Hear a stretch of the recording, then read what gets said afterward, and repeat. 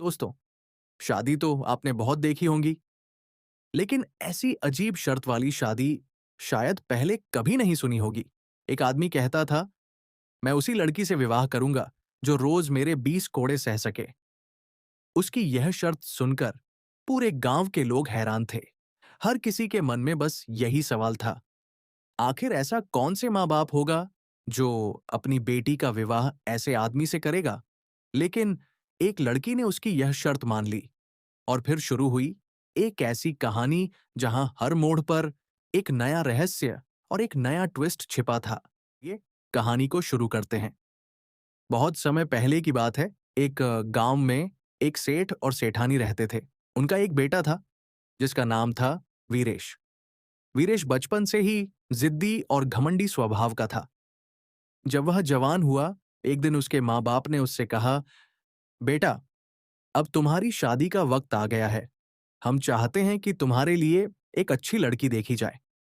वीरेश ने हल्की सी मुस्कान के साथ जवाब दिया, पिताजी, मैं उसी लड़की से विवाह करूंगा जो हर रोज मुझसे 20 कोड़ों की मार खा सके। मेरी यही इच्छा है कि मेरी जिस लड़की से भी शादी हो, मैं उसे रोज 20 कोड़े मारूं।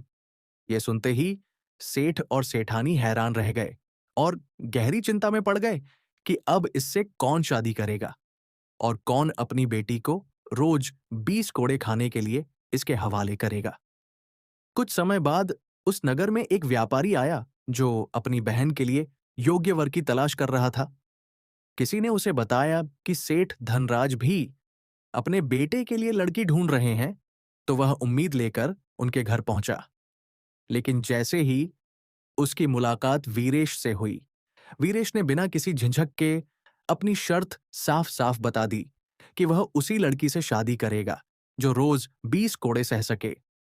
यह सुनते ही व्यापारी का खून खौल उठा। उसने सोचा, ये कैसी अजीब और क्रूर शर्त है।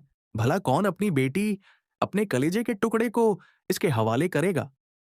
गुस्से में वह उन्हें खूब खरी खोटी सुनाकर अपने घर लौट आया और जाकर अपनी पत्नी को सारी बात बताई। उसकी पत्नी ने कहा, अच्छा किया जो तुमने इस रिश्ते से इनकार कर दिया। भला हम अपनी फूल जैसी बच्ची को वहां क्यों भेजेंगे। उस लड़की के माता पिता इस दुनिया में नहीं थे, लेकिन वह अपने भैया और भाभी के साथ रहती थी। उन्होंने ही उसे पाल पोस कर बड़ा किया था और इतना प्यार दिया था कि आज तक उसे कभी कोई तकलीफ या खरोंच तक नहीं आने दी थी। उसी समय दूर खड़ी वह लड़की यह सब सुन रही थी। वह धीरे धीरे आगे आई और शांत लेकिन दृढ़ आवाज में बोली, भैया, आप मेरी शादी उसी से कर दीजिए। मीरा एक सुलझी हुई और बुद्धिमान लड़की थी। कुछ देर तक वह शांत खड़ी रही, फिर धीरे धीरे अपने भैया के पास आकर गंभीर स्वर में बोली, भैया, आप मेरी शादी उसी से कर दीजिए। यह सुनते ही उसके भैया भाभी चौंक गए और परेशान होकर उसे समझाने लगे, मीरा, तुम्हें उस लड़के से शादी करने की कोई जरूरत नहीं है। तुम्हारे लिए अच्छे लड़कों की कोई कमी नहीं। तुम सुंदर भी हो, समझदार भी हो। फिर क्यों तुम उसी लड़के से शादी करने की जिद कर रही हो। लेकिन मीरा अपने फैसले पर अड़ी रही। उसने शांत स्वर में कहा, भैया, मुझे उसी से शादी करनी है। अब भैया भाभी क्या करते। आखिरकार उन्होंने मन मारकर इस रिश्ते के लिए हामी भर दी और कुछ समय बाद वे सेठ धनराज के घर गए और इस रिश्ते की बात दोबारा करने लगे। वीरेश के माता पिता तो मान गए, लेकिन वीरेश अपने जिद पर अड़ा रहा। व्यापारी ने उसे समझाते हुए कहा, अगर तुम्हें धन चाहिए तो हम धन दे देंगे, लेकिन ये अजीब शर्त छोड़ दो। वीरेश ने साफ मना कर दिया, नहीं, शादी करनी है तो इसी शर्त पर होगी, नहीं तो नहीं होगी। मैं तो उसी लड़की से विवाह करूंगा जो रोज मुझसे 20 कोड़े खाए। अब भैया भाभी के पास कोई रास्ता नहीं बचा था, क्योंकि मीरा भी यही चाहती थी। आखिरकार उन्होंने यह रिश्ता तय कर दिया और कुछ ही दिनों बाद मीरा की शादी बड़े धूमधाम से कर दी गई। भैया भाभी ने अपनी हैसियत के अनुसार खूब दान दहेज दिया, लेकिन उनके मन में बस एक ही चिंता थी, हमारी मीरा ये रोज 20 कोड़े कैसे सहेगी। विदाई का समय आया। भैया ने उसे प्यार से समझाया, बिटिया, ये घर तुम्हारा है, जब चाहे वापस आ जाना और अगर ससुराल में कोई परेशानी हो तो हमें जरूर बताना। मीरा ने मुस्कुराकर कहा, भैया, आप चिंता मत करो, मैं सब संभाल लूंगी, मुझ पर भरोसा रखिए। इतना कहकर मीरा विदा हो गई और अपने ससुराल पहुंच गई। वहां उसका बहुत अच्छे से स्वागत हुआ। उसकी सास ने उसे प्यार से खाना खिलाया और कुछ देर बाद मीरा अपने कमरे में जाकर बैठ गई और अपने पति का इंतजार करने लगी। थोड़ी देर बाद वीरेश कमरे में आया। उसके हाथ में एक कोड़ा था। वह धीरे धीरे चलता हुआ मीरा के पास आया और कठोर स्वर में बोला, चलो, जल्दी से तैयार हो जाओ, 20 कोड़े खाने के लिए। मीरा शांत बैठी रही। उसने बिना घबराए उसकी ओर देखा और धीमे स्वर में बोली, मैं तैयार हूं, 20 कोड़े खाने के लिए। मैंने ये विवाह पूरा सच जानकर ही किया है। कुछ पल रुककर उसने आगे कहा, लेकिन पहले तुम मेरे एक प्रश्न का उत्तर दो। वीरेश थोड़ा ठिठक गया। कैसा प्रश्न? मीरा ने गंभीर स्वर में कहा, मेरे माता पिता के जाने के बाद मेरे भैया भाभी ने मुझे बचपन से पाल पोस कर बड़ा किया, मुझे पढ़ाया लिखाया, मेरी शादी की, इतना दान दहेज दिया, लेकिन आज तक उन्होंने मुझे एक खरोंच तक नहीं आने दी, कभी मुझ पर हाथ तक नहीं उठाया। जब उन्होंने, जो मेरे अपने थे, मुझ पर हाथ नहीं उठाया, तो तुम किस अधिकार से मुझे 20 कोड़े मारना चाहते हो? कमरे में सन्नाटा छा गया। मीरा ने आगे कहा, मैंने जो खाना खाया वह भी तुम्हारे पिता की कमाई का था, तुम्हारी कमाई का नहीं। मैंने तो आज तक तुम्हारी कमाई का एक गिलास पानी तक नहीं पिया। फिर उसने सीधे उसकी आंखों में देखते हुए कहा, तो बताओ, तुम किस अधिकार से मुझ पर कोड़े उठाओगे? ये सुनकर वीरेश बिल्कुल शांत हो गया। उसके हाथ से कोड़ा ढीला पड़ गया। वह कुछ देर वहीं खड़ा सोचता रहा। ये तो सच कह रही है, मैंने तो आज तक एक भी पैसा नहीं कमाया। उसके चेहरे का घमंड धीरे धीरे उतरने लगा। बिना कुछ कहे वह कमरे से बाहर चला गया और सीधे अपने माता पिता के पास पहुंचा। उसने उन्हें सारी बात बता दी। यह सुनकर उसके माता पिता मन ही मन बहुत खुश हुए, लेकिन अपनी हंसी छिपाते हुए बोले, बेटा, बहू की बात बिल्कुल सही है। तुमने अभी तक एक भी पैसा नहीं कमाया और बिना अधिकार के किसी पर हाथ उठाना ठीक नहीं। वीरेश चुपचाप खड़ा सुनता रहा। उसके पास कोई जवाब नहीं था। वीरेश के पिता ने धीमे स्वर में कहा, बेटा, हमारे पास धन तो इतना है कि हमारी 7 पीढ़ियां आराम से बैठकर खा सकती हैं, लेकिन यह भी सच है कि तुमने आज तक एक भी पैसा खुद नहीं कमाया। यह सुनकर वीरेश कुछ देर सोचता रहा, फिर बोला, पिताजी, मैं कल से व्यापार करूंगा। आप मुझे एक जहाज और थोड़ा सा धन दे दीजिए। देखना, मैं दुगना धन कमाकर वापस आऊंगा। वीरेश के पिता स्वयं एक बड़े व्यापारी थे। वे जहाजों के सहारे दूर दूर के राज्यों में व्यापार करते थे। उन्होंने अपने बेटे को ध्यान से देखा और उसे व्यापार की सारी बातें समझाईं। कैसे सौदा करना है, कैसे लाभ हानि देखनी है, सब कुछ। यह सब सीखने के बाद वीरेश अपनी पत्नी मीरा के पास गया और बोला, मैं व्यापार करने जा रहा हूं, बहुत सारा धन कमाकर लौटूंगा। फिर थोड़ी देर रुककर उसने कहा, और जब मैं वापस आऊंगा तो एक एक दिन का हिसाब करूंगा। जितने दिन मैं बाहर रहूंगा, एक एक दिन के हिसाब से तुम्हें कोड़े मारूंगा। वीरेश सबसे विदा लेकर अपने जहाज में बैठ गया और व्यापार के लिए निकल पड़ा। धीरे धीरे उसका जहाज लहरों को चीरता हुआ आगे बढ़ने लगा। उधर घर पर उसके माता पिता बहुत प्रसन्न थे।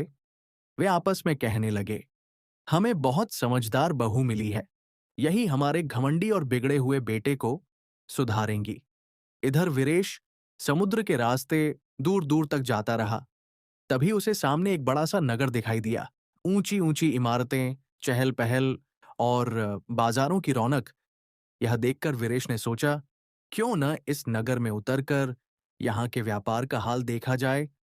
उसने अपने जहाज को धीरे से किनारे लगवाया और नीचे उतरकर उस नगरी की ओर चल पड़ा। उसके मन में उत्सुकता भी थी और थोड़ी सावधानी भी। वीरेश अपने जहाज से उतरकर उस नगरी में कुछ ही दूर चला था कि तभी एक आदमी लड़खड़ाता हुआ उसके पास आया। उसके कपड़े बिखरे हुए थे और चाल भी ठीक नहीं थी। उसने आते ही वीरेश को गौर से देखा और बोला, अरे, इस बार तुम आए हो? तुम्हारे पिताजी कहाँ हैं? वो नहीं आए? वीरेश थोड़ा हैरान हुआ। उसने कहा, तुम कौन हो? मैंने तो तुम्हें कभी नहीं देखा। नहीं, मैं तुम्हें जानता हूं।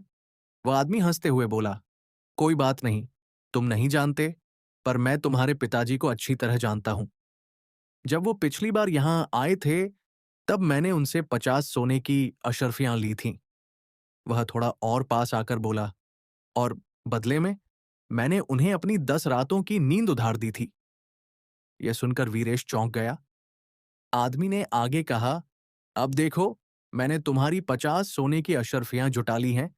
तुम ये अशर्फियां ले लो और मेरी 10 रातों की नींद मुझे वापस कर दो। देखो, मैं ठीक से चल भी नहीं पा रहा। वीरेश कुछ पल के लिए सोच में पड़ गया। फिर बोला, इस बार मैं तुम्हारी 10 रातों की नींद लेकर नहीं आया हूं। जब मैं अगली बार आऊंगा, तब तुम्हें लौटा दूंगा। अभी मुझे जाने दो।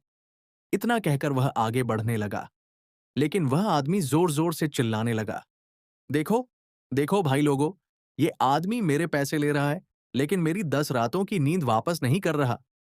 उसकी आवाज सुनकर वहां के लोग इकट्ठा हो गए और वीरेश को घेर लिया। भीड़ में से लोग कहने लगे, अरे भाई, इसकी नींद वापस कर दो, नहीं तो हम तुम्हें यहां से जाने नहीं देंगे। वीरेश घबरा गया। उसके पास कोई जवाब नहीं था। तभी भीड़ में से एक बुजुर्ग आदमी आगे आया। उसने धीरे से वीरेश से कहा, भाई, अभी के लिए तुम इसे कुछ पैसे दे दो और मामला यहीं खत्म कर दो। वीरेश ने मजबूरी में उस आदमी से पूछा, ठीक है, बताओ तुम्हें क्या चाहिए? मेरे पास तुम्हारी नींद तो नहीं है। वह आदमी तुरंत बोला, तो फिर मुझे 150 स्वर्ण मुद्राएं दे दो। वीरेश ने कुछ देर सोचा और डर के मारे उसे 150 स्वर्ण मुद्राएं दे दी और वहां से आगे बढ़ गया। वह आदमी 150 स्वर्ण मुद्राएं लेकर वहां से रफू चक्कर हो गया। वीरेश कुछ देर वहीं खड़ा रहा, फिर मन ही मन बोला, चलो, 150 स्वर्ण मुद्राओं में ही पीछा छूटा। यह सोचकर वह आगे बढ़ गया और बाजार का मुआयना करने लगा। इधर उधर देखता हुआ मन ही मन सोच रहा था, कौन सा सामान यहां बेचूं और कौन सा सामान यहां से खरीदूं। तभी उसकी नजर एक स्त्री पर पड़ी। वह स्त्री काफी देर से उसे ध्यान से देख रही थी। वह इतनी सुंदर थी कि जो कोई उसे एक बार देखे, बस देखता ही रह जाए। वीरेश भी कुछ क्षणों के लिए उसे देखता ही रह गया। तभी वह स्त्री धीरे धीरे उसके पास आई और मुस्कुराकर बोली, क्या तुम यहां नए हो? वीरेश ने हल्का सा सिर हिलाकर कहा, हां। स्त्री ने तुरंत कहा, तो फिर तुम हमारे अतिथि हुए। हमारे यहाँ एक रिवाज है, जो भी यहाँ नया आता है वह हमारे घर भोजन करता है। यह कहकर उसने वीरेश को अंदर आने का इशारा किया। वीरेश कुछ पल झिझका, फिर उसके पीछे पीछे घर के अंदर चला गया। स्त्री ने उसे बैठने को कहा। वीरेश बैठ गया। थोड़ी ही देर में वह एक थाली में खाना लेकर आई और उसके सामने रख दिया। वीरेश ने खाना खाया और जब वह उठकर जाने लगा, तभी वह स्त्री अचानक बोली, रुको। वीरेश ठिठक गया। स्त्री ने गंभीर स्वर में कहा, हमारे यहां एक और रिवाज है। वीरेश ने हैरानी से पूछा, कैसा रिवाज? स्त्री बोली, जो भी अतिथि हमारे यहां जिस बर्तन में भोजन करता है, वह उस बर्तन को सोने की अशर्फियों से भरकर देता है। यह सुनते ही वीरेश के पैरों तले जमीन खिसक गई। उसका चेहरा उतर गया। वह समझ नहीं पा रहा था कि अब क्या करे। उसके पास इतनी अशर्फियां तो थीं ही नहीं। वीरेश इन सब बातों से अनजान था। उसने कहा, तुमने ये बात पहले क्यों नहीं बताई? मेरे पास इतनी अशर्फियां नहीं है। अभी मैं तुम्हें कुछ नहीं दे सकता। जब मैं अगली बार आऊंगा तब दे दूंगा। लेकिन वह स्त्री तुरंत गुस्से में चिल्लाने लगी, अरे सुनो सुनो, ये आदमी हमारे घर खाना खाकर अब उसका दाम नहीं दे रहा। ये चोर है। उसकी आवाज सुनकर आसपास के लोग इकट्ठा हो गए और वीरेश को घेर लिया। वह बार बार समझाने लगा, मैंने तुम्हारी कोई चोरी नहीं की। मैंने तो बस खाना खाया है। तुमने खुद बुलाकर खिलाया था। लेकिन औरत जिद पर अड़ी रही, नहीं, बिना थाली भर अशर्फियां दिए ये यहां से नहीं जाएगा। ये चोर है। देखते ही देखते बात बढ़ गई। भीड़ शोर मचाने लगी। पैसे दो, पैसे दो। तभी उधर से कोतवाल निकल रहा था। उसने हंगामा देखा और दोनों को पकड़कर सीधे राजा के दरबार में ले गया। दरबार में औरत ने रो रो कर अपनी कहानी सुनाई। महाराज, इसने मेरे घर भोजन किया और अब मेरा हक मारकर जा रहा है। वीरेश ने अपनी सफाई दी। महाराज, मैंने कोई चोरी नहीं की, ये सब झूठ है। लेकिन बिना पूरी बात समझे राजा ने सख्त आदेश दे दिया, जो नियम तोड़े वह सजा पाए। इसे 6 महीने के लिए कारागार में डाल दो। यह सुनते ही वीरेश के होश उड़ गए। सिपाही उसे पकड़कर जेल ले गए। 6 महीने बीत गए और जब वीरेश कारागार से बाहर निकला तो उसके पास कुछ भी नहीं बचा था। न धन, न सहारा। वह थका हारा, असहाय सा बाहर खड़ा था। तभी एक गरीब भिखारी ने उसे देखा। उसके पास आकर बोला, भाई, तुम यहां कैसे फंस गए? वीरेश ने अपनी पूरी कहानी उसे सुना दी। भिखारी ने गहरी सांस ली और बोला, अरे, तुम तो ठगों की नगरी में आ फंसे हो। यहां आना आसान है, पर निकलना बहुत मुश्किल। फिर उसने दया दिखाते हुए कहा, जब तक तुम्हारे पास कुछ पैसे इकट्ठे ना हो जाएं, तब तक मेरे साथ चलो। हम भीख मांगेंगे, मैं गाऊंगा, तुम नाचना। इतना कहकर उसने वीरेश को स्त्री के कपड़े दिए, खुद भी वैसा ही वेश धारण किया और दोनों स्त्रियों का रूप धरकर गाते नाचते गलियों में घूमने लगे। जो थोड़े बहुत पैसे मिलते उनसे अपना पेट भरते और किसी तरह दिन काटने लगे। वैसे भी वीरेश के पास इसके अलावा अब कोई दूसरा चारा नहीं था, इसलिए वह उस भिखारी के साथ गाकर और नाचकर पैसे कमाने लगा। किसी तरह दिन बीतने लगे। उधर वीरेश की पत्नी मीरा बहुत चिंतित थी। उसके पति को गए 7 महीने हो चुके थे, लेकिन अभी तक उसकी कोई खबर नहीं आई थी। एक दिन उसने अपने सास ससुर से कहा, माँ, पिताजी, वीरेश को गए 7 महीने हो गए, अभी तक उनकी कोई खबर नहीं है। उसके ससुर ने गंभीर स्वर में कहा, हाँ बेटी, मैं उसे ढूंढ कर लाता हूं। लेकिन मीरा ने तुरंत कहा, नहीं पिताजी, अपने पति को मैं खुद ढूंढ कर लाऊंगी। उसके ससुर ने समझाते हुए कहा, लेकिन बेटी, इतना बड़ा संसार है, तुम उसे अकेले कहां ढूंढोगी? मीरा ने दृढ़ स्वर में कहा, नहीं पिताजी, मैं उन्हें खुद ही ढूंढ कर लाऊंगी। वीरेश के पिता ने कुछ क्षण सोचकर कहा, ठीक है बेटा, यदि तुम्हारी यही इच्छा है, तो तुम मेरे 5 सबसे विश्वसनीय लोगों को अपने साथ ले जाओ। ये तुम्हारी सहायता करेंगे। मीरा ने कहा, ठीक है पिताजी, आप बस मुझे 2 जहाज और कुछ धन दे दीजिए। वीरेश के पिता ने उसे 2 मजबूत जहाज और बहुत सी सोने की अशर्फियां दे दीं। मीरा ने मर्दाना वेश धारण किया और अपने 5 साथियों के साथ जहाज पर सवार होकर निकल पड़ी। लंबी यात्रा के बाद उसे दूर एक बड़ी सी नगरी दिखाई दी। मीरा ने सोचा, क्यों ना यहीं से शुरुआत की जाए, हो सकता है वीरेश यहीं कहीं हो। और वह उसी नगरी की ओर बढ़ गई। मीरा ने जहाजों को किनारे लगवाया और अपने साथियों से बोली, मैं अपने पति को अकेले ही ढूंढ कर लाऊंगी, तुम सब यहीं जहाज पर रहो। इतना कहकर वह मर्दाना वेश में ही जहाज से नीचे उतरी।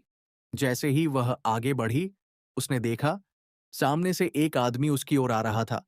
उसका एक हाथ नहीं था। वह पास आकर बोला, अरे बेटा, आ गया तू?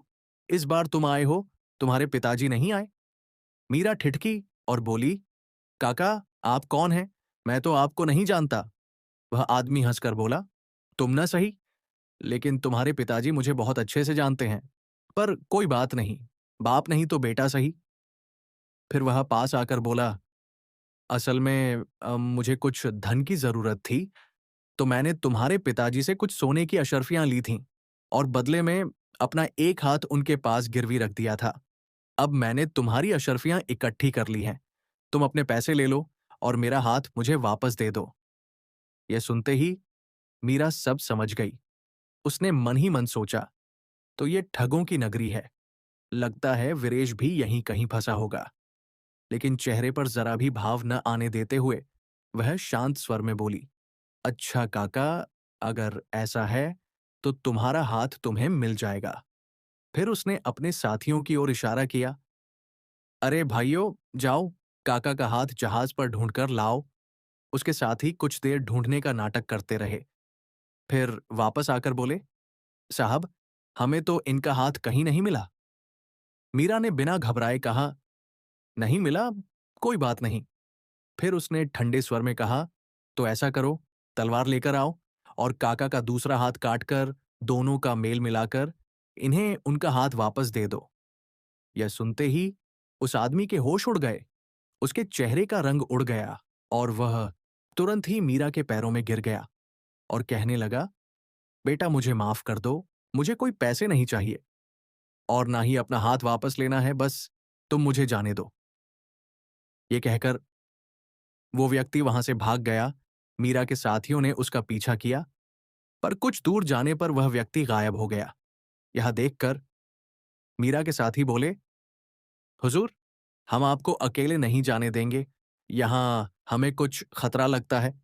मीरा ने भी बात को समझा और उनमें से 2 आदमियों को अपने साथ चलने को कहा और बाकी 3 को जहाज की रखवाली करने के लिए वहीं रहने को कहा।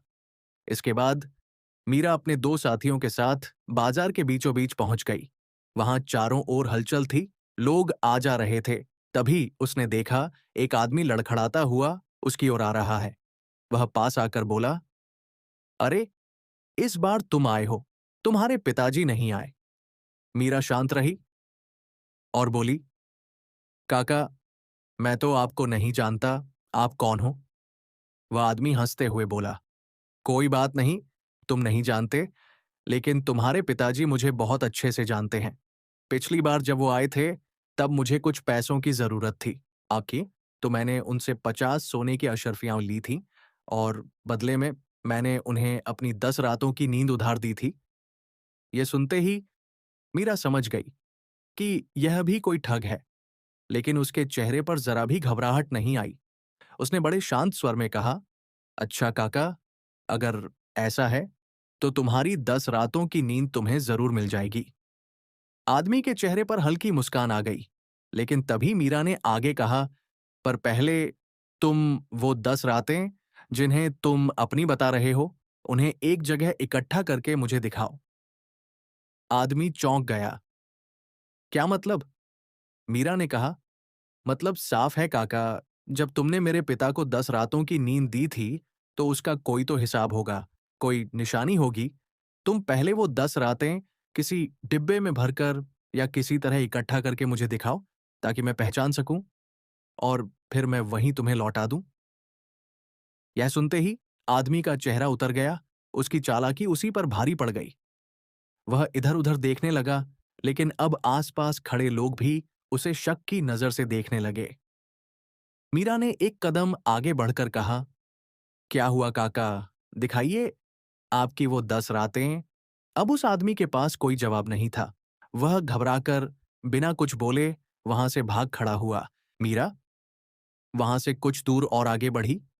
वह अपने पति को इधर उधर ढूंढ ही रही थी कि तभी उसकी नजर एक बहुत ही सुंदर स्त्री पर पड़ी। वह स्त्री काफी देर से उसे ध्यान से देख रही थी, फिर धीरे धीरे उसके पास आई और बोली, क्या तुम यहां नए हो? मीरा ने हल्का सा सिर हिलाया। स्त्री मुस्कुराई और बोली, तो फिर तुम हमारे मेहमान हुए।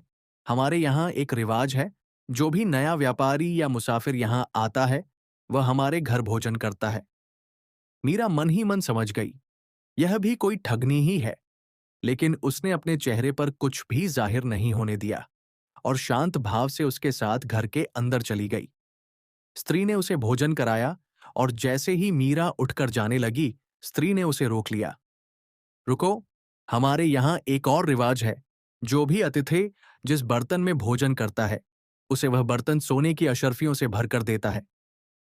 यह सुनते ही मीरा हल्का सा मुस्कुराई और बोली, अच्छा, अगर ऐसा है तो तुम्हें तुम्हारा हक जरूर मिलेगा। स्त्री के चेहरे पर लालच झलकने लगा, लेकिन तभी मीरा ने कहा, पर पहले यह तो बताओ कि जिस बर्तन में मैंने भोजन किया, उसमें जो भोजन था, उसकी खुशबू अभी भी उसी में होगी। तुम पहले उस खुशबू को इस बर्तन से अलग करके दिखाओ, ताकि मैं साफ बर्तन के बराबर अशर्फियां तौल सकूं। यह सुनते ही स्त्री का चेहरा उतर गया। वह कुछ बोल ही नहीं पाई। आसपास खड़े लोग भी अब उसकी ओर शक की नजर से देखने लगे। तभी मीरा ने ऊंची आवाज में कहा, कोतवाल को बुलाओ। कोतवाल वहां पहुंचा और पूरी बात सुनने के बाद समझ गया कि असल में ठगी कौन कर रहा था। उसने उसी स्त्री को पकड़ लिया और सिपाहियों से कहा, इसे कारागार में डाल दो। स्त्री के चेहरे से सारा घमंड उतर गया और उसे वहीं से पकड़कर ले जाया गया। इस घटना के बाद मीरा आगे बढ़ी। तभी उसकी नजर कुछ दूर दो लोगों पर पड़ी। वे गा रहे थे और नाच रहे थे और लोगों से भीख मांग रहे थे। मीरा ने गौर से देखा और तुरंत पहचान गई। ये तो वीरेश है, लेकिन वीरेश मीरा को नहीं पहचान पाया क्योंकि वह मर्दाना वेश में थी। मीरा ने अपने साथियों से कहा, जाओ, उन दोनों को पकड़कर मेरे पास ले आओ। उसके साथी तुरंत गए और उन दोनों को पकड़कर मीरा के सामने ले आए। मीरा ने सख्त स्वर में पूछा, तुम दोनों कौन हो? उनमें से एक ने झुककर कहा, हुजूर, हम दोनों यहाँ गाकर और नाचकर भीख मांगते हैं और किसी तरह अपना पेट पालते हैं। मीरा ने वीरेश की ओर देखते हुए कहा, अगर मैं तुम्हें अच्छा काम दूं, तो क्या तुम मेरे साथ चलोगे? वीरेश ने तुरंत हामी भर दी। मीरा उसे अपने साथ जहाज पर ले आई। वहां उसके लोगों ने उसे नहलाया और उसके स्त्री वाले कपड़े उतरवाकर एक अलग बक्से में रख दिए। फिर मीरा ने कहा, मैं 10 दिनों के लिए दूसरे राज्यों में व्यापार करने जा रहा हूं। तुम यहां रहो और मेरे माल रखवाली करो। अगर मैं 10 दिन में लौट आया तो तुम्हें 500 सोने की अशर्फियां दूंगा, और अगर नहीं लौटा तो यह पूरा जहाज और इस पर जितना भी माल है सब तुम्हारा होगा। वीरेश यह सुनकर मन ही मन बहुत खुश हुआ। वह सोचने लगा, यह तो बहुत अच्छा हुआ। अगर वह लौट आया तो मुझे 1000 सोने की अशर्फियां मिलेंगी, और अगर नहीं लौटा तो यह पूरा जहाज और इस पर जितना भी माल है सब मेरा हो जाएगा। इतना सोचकर वह मन ही मन मुस्कुराने लगा। उधर मीरा अपना जहाज लेकर वहां से चली गई और दूसरा जहाज वीरेश के पास रखवाली के लिए छोड़ दिया। कुछ दिनों बाद मीरा अपने घर पहुंची और अपने सास ससुर को सारी बात बता दी। वीरेश मिल चुका है और 10-12 दिनों में वह घर वापस आ जाएगा। यह सुनकर सब बहुत खुश हुए। उधर वीरेश दिन गिनने लगा। जैसे जैसे दिन बीतते गए और मीरा वापस नहीं आई, उसका लालच और बढ़ता गया। एक हफ्ता बीत गया, फिर 10 दिन भी बीत गए, लेकिन कोई नहीं आया। अब वीरेश बहुत खुश हो गया। अब तो यह जहाज भी मेरा और सारा माल भी मेरा। यह सोचकर वह जहाज लेकर सारा माल समेटकर अपने घर की ओर चल पड़ा। रास्ते भर वह बहुत खुश था। घर पहुंचते ही वह हिसाब लगाने लगा। एक दिन के 20 कोड़े, इतने दिनों के इतने कोड़े। और सीधे मीरा के पास जाकर बोला, चलो तैयार हो जाओ, अब हिसाब चुकाना है। मीरा शांत खड़ी रही और बोली, मैं कोड़े नहीं खाऊंगी। वीरेश चौंक गया। क्यों? मीरा ने गंभीर स्वर में कहा, पहले यह बताओ, जो धन और यह जहाज तुम लाए हो, क्या तुमने इसे खुद कमाया है या किसी मुसाफिर ने तुम्हें यूं ही दे दिया? ये सुनते ही वीरेश के पैरों तले जमीन खिसक गई। वह हकला गया, तुम तुम्हें यह सब कैसे पता? तभी मीरा एक बक्सा उठाकर लाई और उसे खोलकर सामने रख दिया। उसमें वही स्त्री वाले कपड़े थे जिन्हें पहनकर वीरेश वहां नाचा करता था। यह देखकर वीरेश पूरी तरह से टूट गया। वह तुरंत मीरा के पैरों में गिर पड़ा।